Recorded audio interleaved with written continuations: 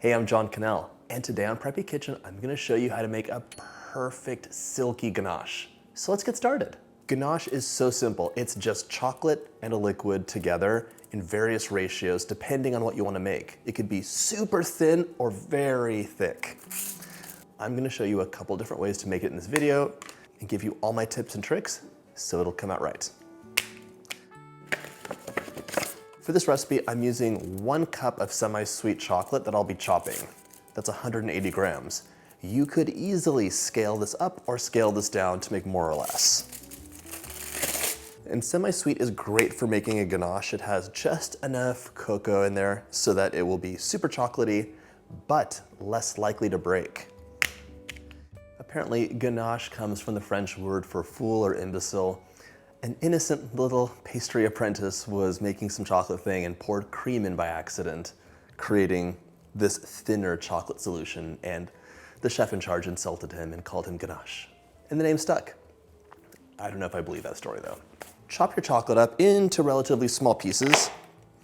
You want it all to melt uniformly. If there's a giant chunk, you'll be frustrated.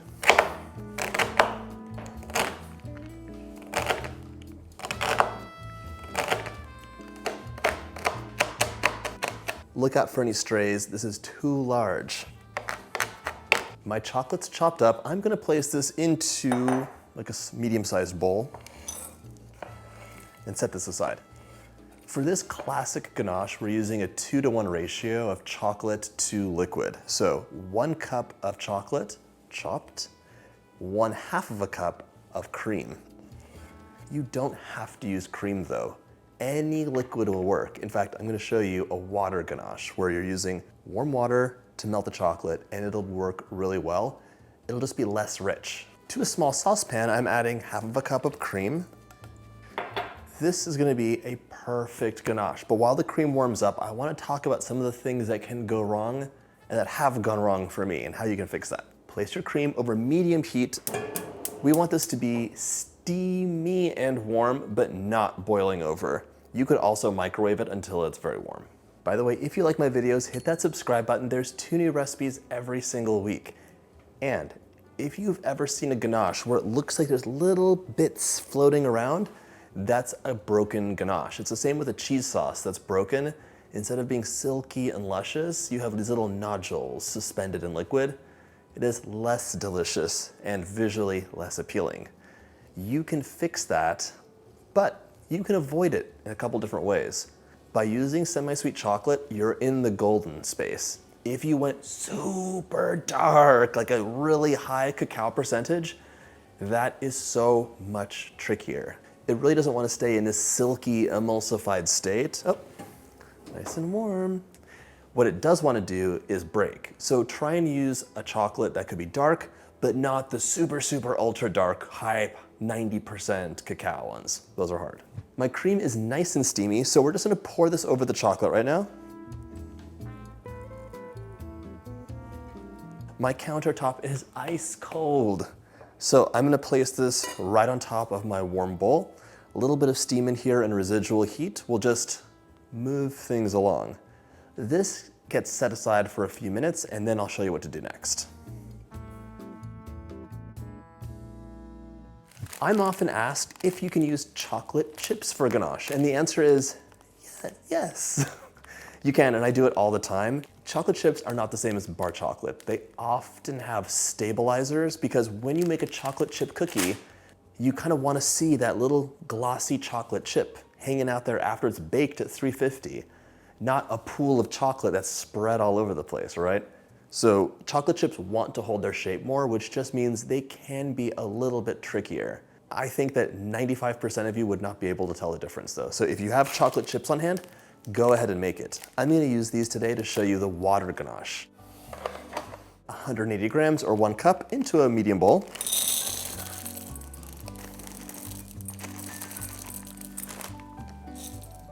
I'm gonna confess something. I was so taken away with the magic of ganache that I chopped much more chocolate than I should have had. It should have been 1.5 bars, and I did 2 bars. So this ganache is gonna be very thick, but that's fine because you could have a thick ganache if you were making like a Linzer style cookie or something where you want the ganache to hold its shape more, or even a ganache drizzle, but you really want the drizzle to be like thick and not droopy. Half a cup of very hot steamy water goes right in, but you're like, water is so bland. Could I use something else? What about coffee? You could totally use hot coffee and have more of a mocha ganache, which would be perfect for a mocha cake. Just give it a little shimmy, and we're gonna set this aside as well. When we stir, you have a choice. Are you gonna grab a whisk? Many of us would. I think that's fine, but the traditional way to stir a ganache is with a spoon. I've been told by several French people this in videos where I've used a whisk. You don't wanna beat air into the ganache, because imagine if it's pouring over some cake or a pastry or whatever else, you want it to be beautiful and like a solid mirror-like surface, not full of little air bubbles trying to pop out. That makes sense. It also helps the ganache to stay longer because there's less surface area. What might this ganache be good for if it's super thick? For making truffles. You could also add things like bourbon, you could add crushed nuts, and then chill this and scoop it and shape it into truffles that you would eat. Just roll that in some cocoa powder or crushed nuts, chopped cookies, or powdered sugar. All right, let's check it out.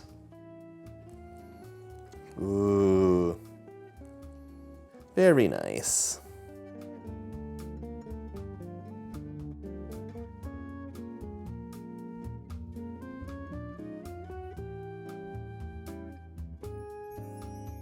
As you can see, this is silky perfection. No lumps, and it looks so gorgeous. You can make your ganache in advance, keep it covered and refrigerated for up to a week. Just warm it back up gently when you want to use it. Unless you're making truffles by scooping the chilled ganache, which is a different story. If you notice your ganache is broken, maybe it was the high percentage of cacao, maybe the ganache was too cool and when you were stirring it, it just didn't come together, it pulled apart. You're gonna wanna add either warm liquid, like some nice warm cream, or even some nice warm melted butter. And the fat should help it emulsify and come back together. Just give it a good vigorous stir, or even break your whisk out.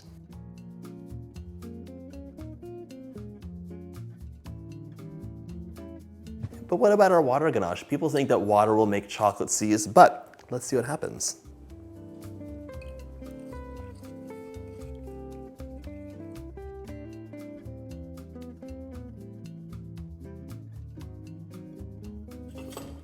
Because we used chips and water, I'm gonna break the whisk out.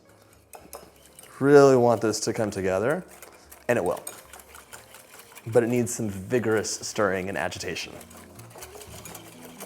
Okay, here we have a much thinner ganache, which would be good for like dipping things that you want to have just a really, really thin chocolatey shell. This ganache, so nice for things like a chocolate drip. If you're making a cake and you want that beautiful chocolate drip down the side, you would want a thicker ganache that's really kind of just stirred together, meaning you're using less liquid with more chocolate, or you use that 1:2 ratio, but you wait for the ganache to cool down. As it cools down, it will get thicker and thicker. If you want to know where your ganache is at for a drip, you could use a plate, a bench scraper, or even a pan, and just grab some of the ganache, plop it down, and see how it drips. And then give it a minute or two. So this is super thick. If I was making this for a drip cake, I would either warm the ganache up or add some warm cream to thin it out. On the other hand, my water ganache, very liquidy, super drippy, but great for coverage. Like I would dip chocolate donuts in this, for example, and it would have like a nice, very thin, glossy shell. Your chocolate, of course, is the star, so use a chocolate that you love, but don't be afraid to add things you enjoy to it. You could add spices like cinnamon. Oh my God. You could add spices like cinnamon, chili, cardamom, whatever you want. It'll add a little bit of extra flavor. You could add some vanilla, you could add bourbon or rum or whiskey and have flavored ganaches, like for spiked truffles, for example. And if you're using your ganache and it's much too thick, warm it up in the microwave on 50% power and give it a stir, or add in some warm cream a couple teaspoons at a time. I hope this video helps you make the best ganache or fix a ganache catastrophe. In any case, what you make will be delicious. Silky, indulgent, and beautiful. I hope you get a chance to make this recipe, and if you like my videos, hit that subscribe button and check out my chocolate playlist.